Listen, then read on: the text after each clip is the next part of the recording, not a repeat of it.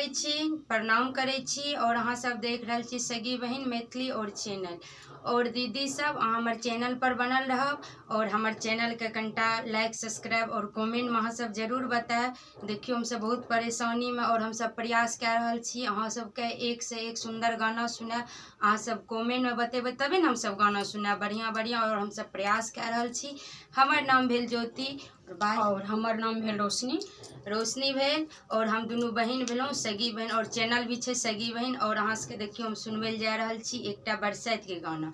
सुनियो सुनियो यो बालूम, सुनियो सुनियो यो बालूम, बरसत नजदीक हमारे, बरसत नजदीक हमारे, कतिलाए बरसत पूजब बरगाछी लाग, कतिलाए बरसत पूजब बरगाछी लाग, कहबन आपन मम्मी के बुझाई, कहबन आपन मम्मी के बुझाई, देथिन सारी हमरा पठाई, देथिन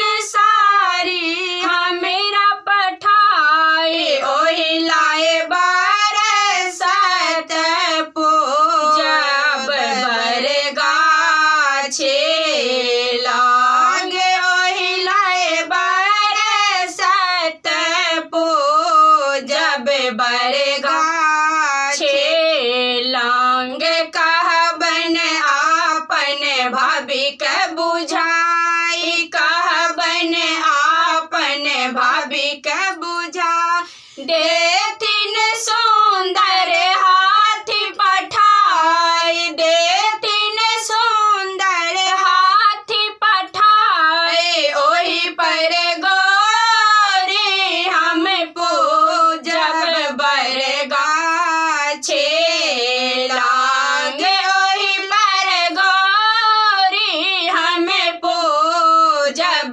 बरगाछी लाग, कहबन आपन बहिन बुझाई, कहबन आपन बहिन के बुझाई, देथिन चूड़ी सिंदूर पठाई, देथिन चूड़ी सिंदूर पठाई, ओहि लाए बरसत पूजब बरगाछी लाग, ओहि लाए बरसत पूजब बरगाछी लाग, कहबन आपन भैया के बुझाई, कहबन आपन भैया के बुझा, देथिन फूलो हमरा पठाई, देथिन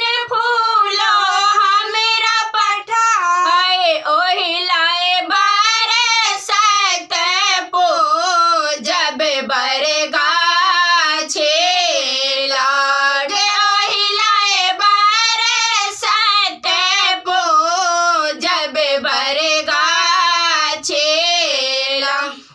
प्रणाम करै छी। और अहाँ सबके हमारी बरसाइत के गाना केहन लागल और हमर बरसाइत के गाना जे अहाँ सबके नीक लागल है तो कमेंट में जरूर बताएब, कमेंट में और जरूर बताएब। एकटा ललका बटन दाबि देबै और दीदी लग अहाँ सब सुनि रहल छी और हमर चैनल पर अहाँ सब बनल रहब। अहाँ सबके आब हम सुनाएब, अहाँ सब के हम अगला प्रोग्राम फेर सुनाएब गाना के, अहाँ सब जाएब टा ने।